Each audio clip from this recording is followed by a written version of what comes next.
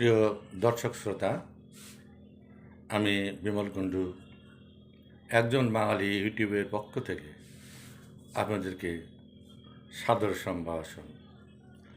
বন্ধুগণ, কালকের ভিডিওতে আমি বলেছিলাম যে বাংলাদেশ আজকে অত্যন্ত কঠিন একটা অবস্থায় দাঁড়িয়ে আছে আগামী 12 তারিখের নির্বাচনকে কেন্দ্র করে, এবং ডক্টর মোহাম্মদ ইউনূসের নেতৃত্বে এবং আমেরিকান ডিপ স্টেটের প্ররোচনা এবং তাদের সহযোগিতায় বাংলাদেশকে নিয়ে এক ভয়ঙ্কর ষড়যন্ত্র চলছে। এখন এই অবস্থায় দেশকে রক্ষার উপায় কী? আমরা আমাদের প্রতিবেশী দেশ একমাত্র এই মুহূর্তে ভারতকে বন্ধু হিসাবে মনে করি, কারণ সেখানেই আমাদের নেত্রী এবং এখন পর্যন্ত বাংলাদেশের প্রধানমন্ত্রী শেখ হাসিনা আশ্রয় গ্রহণ করে আসেন। ইতিমধ্যে তিনি দেশি এবং বিদেশি বহু সাংবাদিকদের সম্মুখে তার বক্তব্য পেশ করেছেন, দেশের মানুষকে আশ্বস্ত করেছেন, তাদেরকে আতঙ্কগ্রস্ত হতে নিষেধ করেছেন, এবং তিনি এই বলে আশাবাদ ব্যক্ত করেছেন যে তিনি আবার ফিরে আসবেন এবং যে সমস্ত দুষ্কৃতিকারী দেশকে আজকে ধ্বংসের দ্বার প্রান্তে নিয়ে গেছেন তাদের বিচার করবেন। কিন্তু আজকে দেশের যে অবস্থা, সেই অবস্থায় আমাদের মুক্তির কী পথ এবং আমাদের এই অবস্থা থেকে মুক্ত করার বিষয়ে ভারতের ভূমিকা কী সে সম্পর্কে আমরা আলোচনা করতে চাই। বন্ধুগণ,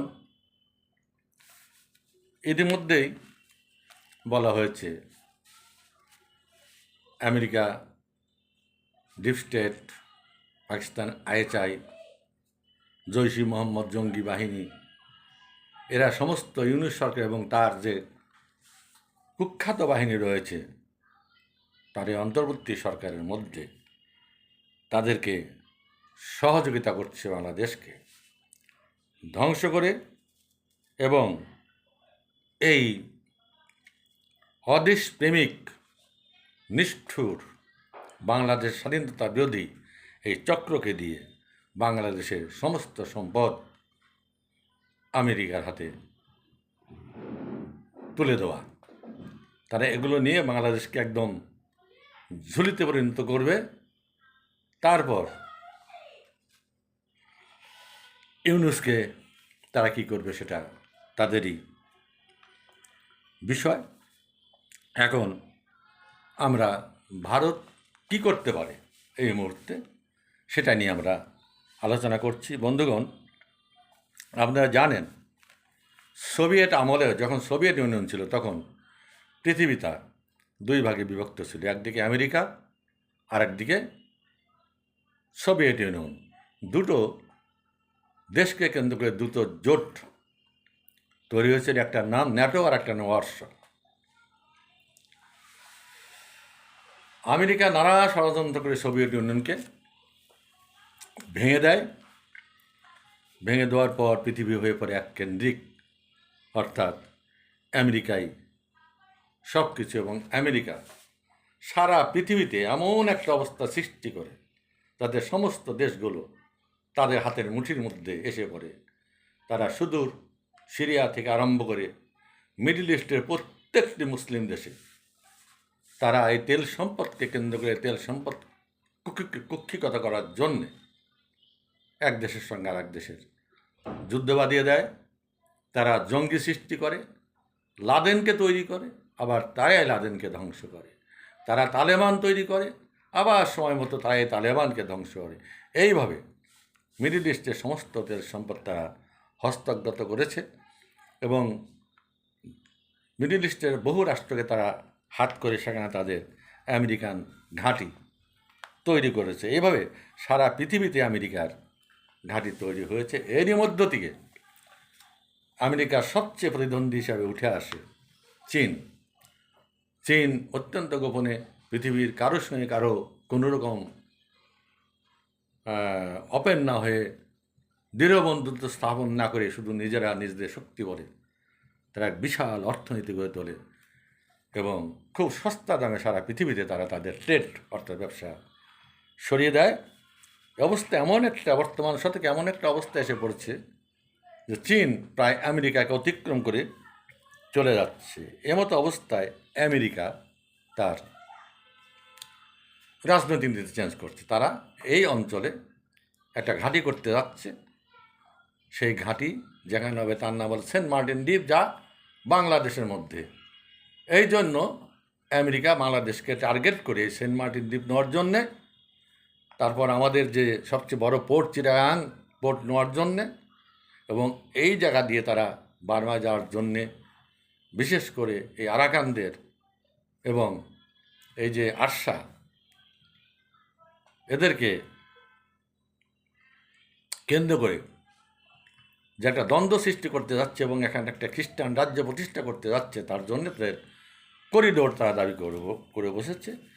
এই সমস্ত বাস্তবায়ন করার জন্যই আমেরিকার ডিপ স্টেটের ষড়যন্ত্রের মধ্য দিয়ে তারা ডক্টর ইউনূসকে বাংলাদেশের প্রধান উপদেষ্টার পদ দখল করিয়ে বেআইনিভাবে দখল করিয়ে তারা শেখ হাসিনা সরকারকে উৎখাত করেছে। ইতিমধ্যে আমেরিকার নির্বাচন এলো। নির্বাচনে ট্রাম্প সাহেব ইন্ডিয়ার পক্ষে খুব সওয়াল করে থাকলেন। ইন্ডিয়াও ট্রাম্প সাহেবের পক্ষে নির্বাচনে তাকে ভোট দেওয়ার জন্য প্রবাসী ভারতীয়দের উদ্বুদ্ধ করলেন। নির্বাচন শেষ হওয়ার পর নরেন্দ্র মোদীকে সঙ্গে বসিয়ে ট্রাম্প সাহেব ঘোষণা করলেন যে নরেন্দ্র মোদী হচ্ছে তার বেস্ট ফ্রেন্ড এবং বাংলাদেশের বিষয়টা নরেন্দ্র মোদী দেখবেন। কিন্তু কয়েকদিনের মধ্যে এই ট্রাম্প 180 ডিগ্রি পাল্টি খেয়ে সেই বাইডেনের প্রতি অনুসরণ করে ডিপ স্টেটের ষড়যন্ত্র অনুসারে ইউনূস সরকারকে সমর্থন করে তাকে শক্তভক্ত করতে শুরু করে দিলেন এবং পাকিস্তানের সঙ্গে তাকে চুক্তি করিয়ে পাকিস্তানের সঙ্গে মিলেমিশে আবার সেই স্বাধীন বাংলাদেশকে পাকিস্তানে পরিণত করার জন্য এক বিশাল ষড়যন্ত্র শুরু করলেন। এমতো অবস্থায় ভারত দেখল তার বিপদ। আমেরিকার সঙ্গে দোস্তিগিরি চলবে না। ভারত তখন তার সামরিক শক্তি বৃদ্ধির দিকে নজর দিল এবং চীনের সঙ্গে তাদের সম্পর্ক উন্নয়নের চেষ্টা করতে থাকলো। ইতিমধ্যে এই যে পাগলা ট্রাম্প আর একটা কাণ্ড কী করলো, তারা ভেনেজুয়েলা তেল সম্পদ দখল করার জন্যে ভেনেজুয়েলা একটা স্বাধীন সার্বভৌম দেশ, রাত্রিতে সেখানে আক্রমণ করে তার প্রেসিডেন্ট এবং প্রেসিডেন্টের স্ত্রীকে উঠায় নিয়ে হাইজ্যাক করে নিয়ে চলে আসলো এবং ইউরোপিয়ান কান্ট্রিগুলোর কাছে সে বললো যে আমি গ্রিনল্যান্ড দখল করব। এতে ইউরোপিয়ান কান্ট্রিগুলো ভয় পেল যে আমেরিকা গ্রিনল্যান্ড দখল করলে আমাদের গ্রিনল্যান্ড ইউরোপের মধ্যে আমাদের কী অবস্থা হবে, এবং রীতিমতোভাবে ট্রাম্প ভয় দেখালো যে গ্রিনল্যান্ড যদি তারা তুলে না দেওয়া হয় তাহলে ইউরোপীয় ইউনিয়নের উপর সে 10% ট্যারিফ ধার্য করবে। এই ট্যারিফ অস্ত্রকে কেন্দ্র করে সে ইন্ডিয়ার সঙ্গে ঝগড়া বাঁধিয়ে বসলো এবং ইন্ডিয়ার উপর 50% ট্যারিফ ধার্য করার হুমকি দিল। কিন্তু ভারত আমেরিকার এই হুমকিতে কোনো রকম পাত্তা দিল না। ইউরোপিয়ান ইউনিয়ন দেখলো যে হ্যাঁ, ভারত তো অনেক অর্থনীতি শক্তিশালী এবং বিশাল একটা মার্কেট, 140 কোটি লোক সেখানে আছে, তাদের চাহিদা বড়, কাজে আমেরিকা যখন আমাদেরকে হুমকি দিচ্ছে, দরকার নেই আমেরিকা, আমরা ভারতের সঙ্গে বাণিজ্য করব। এইভাবে ইউরোপিয়ান ইউনিয়ন কয়েকদিন আগে এসে ভারতের সঙ্গে বিশাল ট্রেড চুক্তি করে বসলো, যেটাকে বলা হচ্ছে সর্বকালের সর্বশ্রেষ্ঠ বড় ট্রেড চুক্তি। এখন এই অবস্থা দেখে আমেরিকা বসছে বিপদে। এদিকে আবার রাশিয়া, চীন এবং ইন্ডিয়া মিলে তারা ব্রিক্স নামে একটা সংস্থা তৈরি করতে যাচ্ছে এবং সেখানে অভিন্ন মুদ্রা তৈরি করে তারা নিজেদের মধ্যে ব্যবসা করবে যে ডলারের আমাদের আর কোনো দরকার নাই, ডলারের উপর আর আমরা নির্ভর করব না। এই ডলার নিয়েই আমেরিকা যত শয়তানি করে এবং সমস্ত সারা পৃথিবীর উপর তারা মাতবরি করে ডলারের জন্য। কাজে ডলার বাদ আমরা নিজেদের একটা কমন অর্থনীতি, যেমন ইউরোপিয়ান ইউনিয়ন তাদের ইউরো তৈরি করেছে, ওইরকম ব্রিক্সের মধ্যে আমরা একটা কমন অর্থনীতি তৈরি করে আমরা ব্যবসা বাণিজ্য করব। এই জন্যে ব্রিক্স তৈরি হলো এবং খুব সামনে খুব তাড়াতাড়ি ব্রিক্সের মিটিং হতে যাচ্ছে। এই ব্রিক্সের চেয়ারম্যান হচ্ছে ইন্ডিয়া। আমেরিকা এই যে ট্রাম্প সাহেব যে ট্যারিফ ধার্য করলো এবং ইন্ডিয়া তার সঙ্গে কথাই বললো না, কোনো পাত্তাই দিল না। বারবার টেলিফোন করে চেষ্টা করেছে ট্রাম্প মোদির সঙ্গে কথা বলতে, মোদি পাত্তাই দেন, ট্রাম্পের সঙ্গে কথা বলেন। তখন তার যে উপদেষ্টা তারা বুঝালো যে এভাবে চলে ভারত একটা বিশাল দেশ, তার পিছনে রাশিয়া চীন সবাই দাঁড়িয়ে গেছে, ইউরোপিয়ান ইউনিয়ন দাঁড়িয়ে গেছে, আমেরিকার জনগণ এখন না খায় মরবে যদি আমেরিকা কাছে ভারতের পণ্য এবং তার খাদ্যদ্রব্য না আসে। এখন ভারতের হাতে পায়ে ধরছে, ট্রাম্প প্রস্তাব দিয়েছে যে ভারতের সঙ্গে আমরা বিশাল বাণিজ্য চুক্তি করব। এই বাণিজ্য চুক্তির একটা ফর্মুলা বহু আগেই ভারত এবং আমেরিকার মধ্যে হয়েছিল, সেটা চাপা পড়েছিল। এইবার আমেরিকা যখন প্রস্তাব দিল ভারতের কাছে, এসো আমরা মিলেমিশে যাই, ট্যারিফ বাদ রাখো, আপাতত আমরা বাণিজ্য চুক্তি করি। তখন ভারত বলে, হ্যাঁ আমাদের যে প্রস্তাবটা ছিল অনেক আগের, সেটা ছিল 36 বছরের জন্য বাণিজ্য চুক্তি করতে হবে এবং তার মধ্যে কতগুলো টার্মস কন্ডিশন ছিল। সেই টার্ম কন্ডিশনগুলো যদি আমেরিকা মেনে নেয় তাহলে তার সঙ্গে বাণিজ্য চুক্তি করা সম্ভব, তোমার সঙ্গে আমাদের সম্পর্ক আবার তৈরি করা সম্ভব। সেই টার্ম কন্ডিশনগুলো কি? 1 নম্বরে সন্ত্রাসবাদ দমন, 2 নম্বরে মানবাধিকার সংরক্ষণ, যেটা আমেরিকা নিজেই ভঙ্গ করছে। কারণ ওই যে ভেনেজুয়েলার প্রেসিডেন্টকে তুলে নিয়ে আসলো, বিভিন্ন দেশে ঝগড়াবাদী আক্রমণ করে, অস্ত্রবাদী সরবরাহ করে, যুদ্ধ বাদিয়ে, মানবাধিকার লঙ্ঘনের গাজলায় যুদ্ধ বাদিয়ে প্রচণ্ড রূপে আমেরিকা মানবাধিকার লঙ্ঘন করেছে। ইউক্রেনে রাশিয়ার সঙ্গে যুদ্ধ বাদিয়ে ইউক্রেনের শত শত লোককে হত্যা করিয়ে ইউরেন অস্ত্র সাপ্লাই করে মানবাধিকার লঙ্ঘন করে, সে নিজেই মানবাধিকার লঙ্ঘন করে। কাজে ইন্ডিয়ার এখানে 2 নম্বর শর্ত হচ্ছে মানবাধিকার সংরক্ষণ, 3য় শর্ত হচ্ছে বাণিজ্যে সমতা ভিত্তিক চুক্তি, অর্থাৎ ট্যারিফ তুমি যদি 2 বছর ধরো আমিও 2 বছর ইম্পোজ করবো, তুমি যদি 5 টাকা ধরো আমিও 5 টাকা ইনকাম করবো, তুমি যদি 500 টাকা ধরো আমিও 500 টাকা ইনকাম করবো, প্রত্যেকটি পণ্যের উপর করবো। আর তুমি যদি ফ্রি ট্রেড করো আমিও ফ্রি ট্রেড করবো, এই চুক্তি করতে হবে।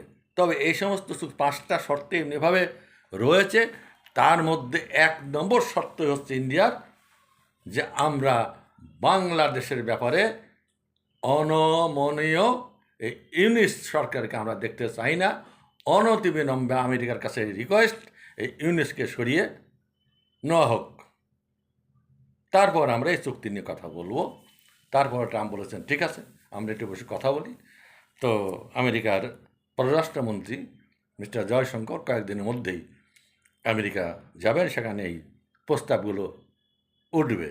অর্থাৎ ভারতের 1 নম্বর প্রস্তাব রয়েছে, বাংলাদেশ থেকে আগে ইউনুস সরকারকে উৎখাত করতে হবে, ইউনুসকে সহায়তা হবে, তারপরে আমেরিকার সঙ্গে সমঝোতা।